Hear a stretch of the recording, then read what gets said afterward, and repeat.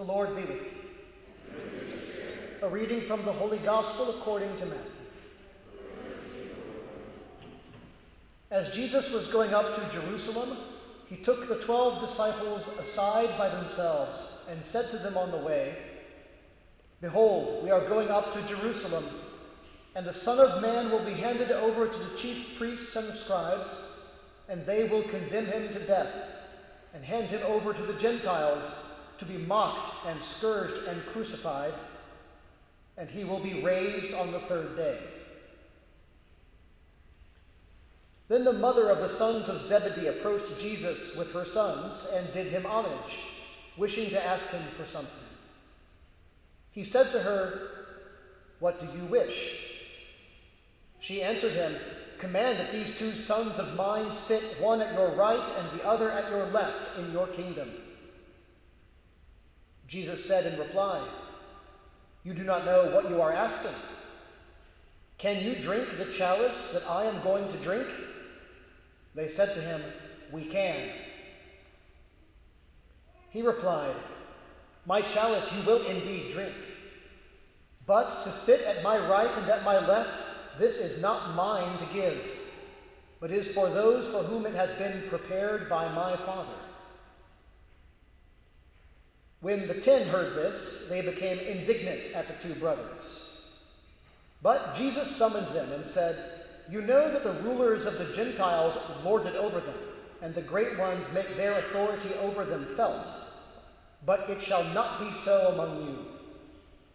Rather, whoever wishes to be great among you shall be your servant. Whoever wishes to be first among you shall be your slave. Just so the Son of Man did not come to be served, but to serve, and to give his life as a ransom for many." The Gospel of the Lord. Praise to you, Lord Jesus Christ.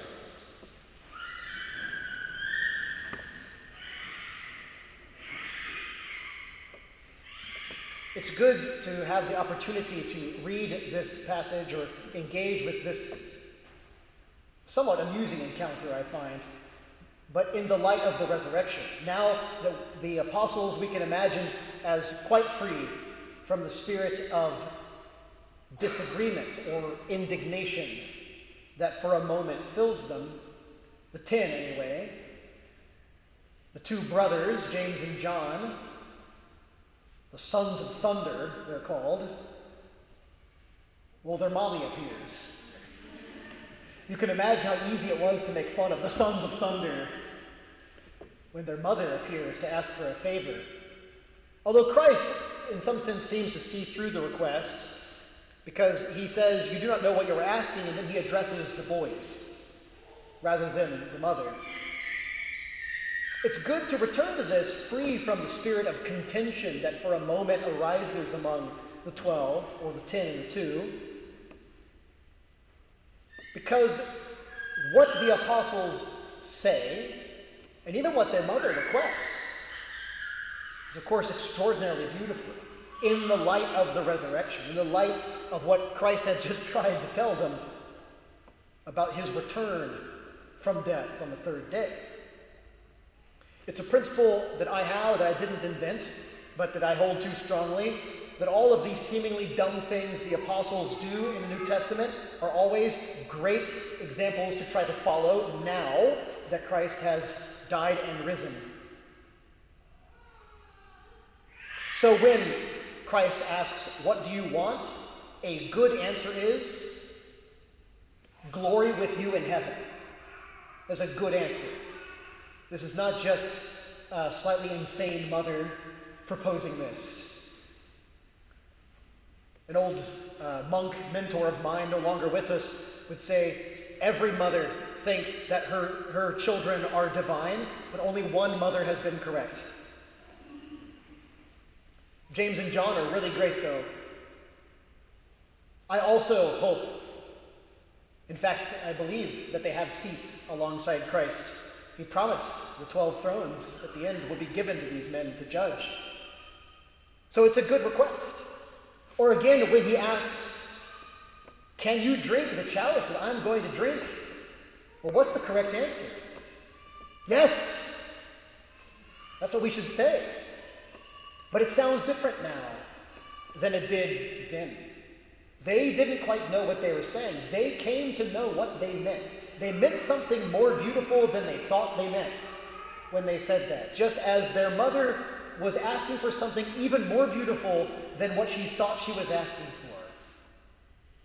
Though even their own words' meaning has been transformed by the real event of Christ, the death and resurrection of Christ. So what is the error that's being made if we look at it sort of in its little context, where there is a clear sense of a problem? It's sort of that they're getting things out of order. It's an error of time. There is indeed a time of victory. And we are living in that time, although only still in sort of foreshadowed victory. It's not yet the end of the world, although the end of times, St. Paul says, has come upon us. But there is also then the time of struggle. We might think of, though, two times of struggle. There's the time of struggle before the death and resurrection of Christ, and there is the very different time of struggle that we are living, which is after the ascension and after Pentecost. We live in that time of struggle, which is different than this one that is narrated in the Gospels. Christ proposes, of course, his own time of struggle. The Son of Man will be handed over to the chief priests and the scribes. They'll condemn him to death, and not just death, but a death through mockery, scourging, and crucifixion by the Gentiles, and he will be raised on the third day. There is the great struggle of life against death, in which life is victorious. But mirroring that struggle, and in a mysterious way fulfilling that struggle, again, Paul says that we are filling up what is lacking in the sufferings of Christ. It's a very puzzling notion. Mirroring and fulfilling Christ's own life's own struggle against death, ultimately, is the spiritual combat of this age. The spiritual combat which we, as members of the church, especially in Lent, are called to be engaging in. It's the first verse, I think, of the 7th chapter of Job, that man's life on this earth is a warfare. What are the virtues of warfare? There's a lot of problems with warfare, which I won't go into today, because you can find information about that elsewhere. But if we imagine the ideal warfare, the spiritual combat of the Christian in this world, what are the virtues that would be associated with that? To be a true spiritual soldier, you need to have yourself in order. You have renounced a number of comforts to be ready for a more important quest. There's also a certain distrust of self, an awareness of one's weaknesses, and thus a seeking out of proper assistance, rather than false optimism, which is a dangerous ally in any battle. But instead, real hope. Hope in God. Not hope that things will just turn out okay. That's not the hope of a soldier. Hope of a soldier is that he's got himself in order and is ready with his companions to obey what is commanded, to be ready to respond in obedience swiftly, to be prepared for that response. The soldier knows how to get himself up, to get himself in order, ready for battle, to prepare the weapons.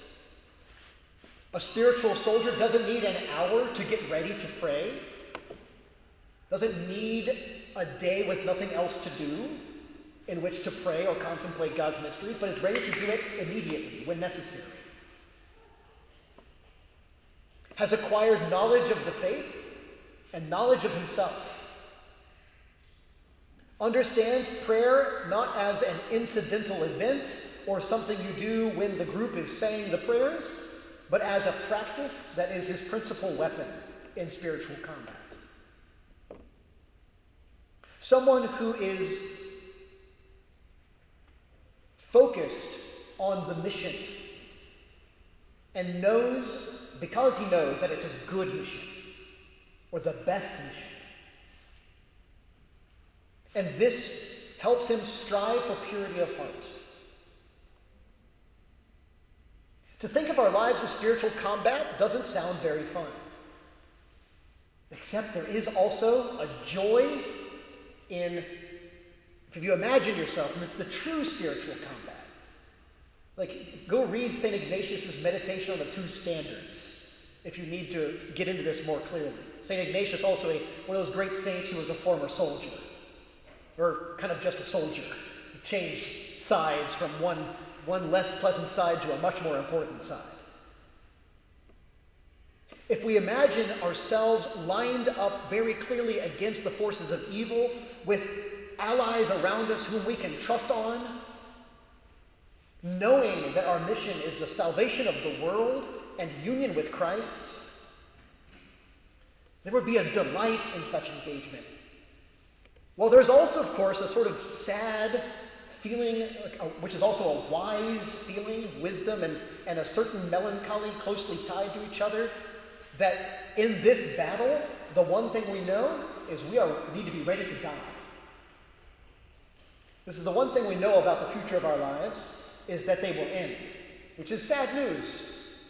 But once we've accepted it fully, can render the joy of the effort of this life much more real. That we are ready to be unsparing. It'll be a way of thinking of purity of heart. Not just that we're sort of gentle, delicate people, we're very pure of heart, very innocent, but rather that our hearts are on fire with a sense of purpose that helps us see through all of the temptations of this world and recognize that what matters is giving my life fully away. What is it that the Son of Man came to do? Not to be served, but to serve. And what is that service for him? To give his life as a ransom for many. How many people will we free from slavery to sin by the offering of our lives?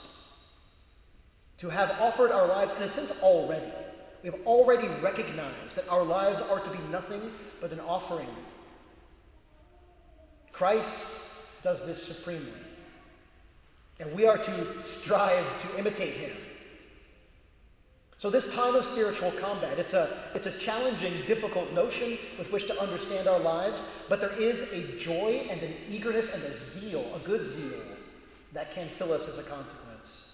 That's what Lent is in many ways for. And in fact, this entire stretch of history, from the ascension of Christ to whenever the end of the world is, which is actually sort of one gigantic Lent, when the bridegroom is gone and we await his return, we are being trained to bear the Spirit within our humanity.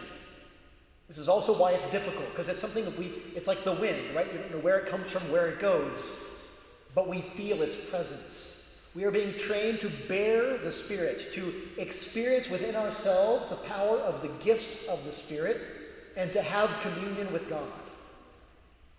We're offered a chance to commune with God in the sacrament of communion today, and to commune with him even more fully, but yet more unpredictably or mysteriously, and not quite as a sacrament, with the clarity of the sacramental ritual in our own lives, to experience within ourselves what wisdom would mean, understanding would mean, the gift of counsel, when you suddenly know what to tell someone, or you say the same old thing, but suddenly it hits home.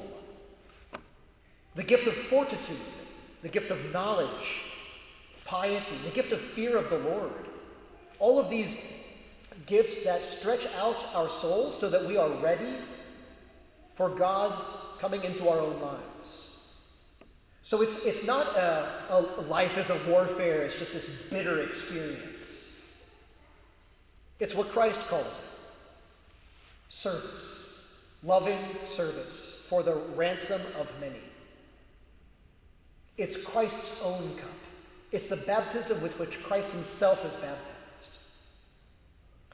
St. Augustine puts it very simply, thinking about this moment when the apostles, or in this version their mother, asked for them to be lifted up on high, and they're instead offered this cup, a metaphorical cup they're offered here. What Christ is teaching is, and I can try to make it rhyme in English as it also rhymes in Latin, The step to sublimity is the cup of humility. If you want to be lifted up on high, sublimity, you must drink the cup of humility, which is, of course, the cup of the Passion, which is the cup that soon we will be presenting to God also on this altar in the mystery of the sacrament. That's the time of struggle, this time. But there is the time of victory. And that's what our desire reaches out to, alongside the desire of James and John and their mother, and all the apostles. When asked, what do we want? We want to sit with you in the glory you will have with the Father, O Christ. Well, can you drink the cup? Yes. We want to be able to say that yes more and more fully. As Christ reminds us that it's not about sitting just with him.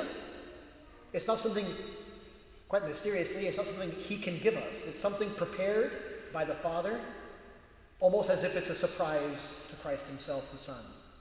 Though everything that is the Father's is the Son's. There is a joy within it, which is about sharing in the love of the Son for the Father for the Son. He directs us to this baptism, to this cup, to this suffering, to this struggle, to this service, to this ransoming of many through our self-offering. That is a sharing of that with him. It's his cup that he offers to us.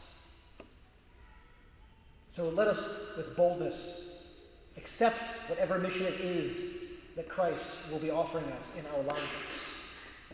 A mission of attentive, loving service, in which even the difficulties can be rendered joyous communal efforts alongside these wonderful people we have been given to believe in and believe with.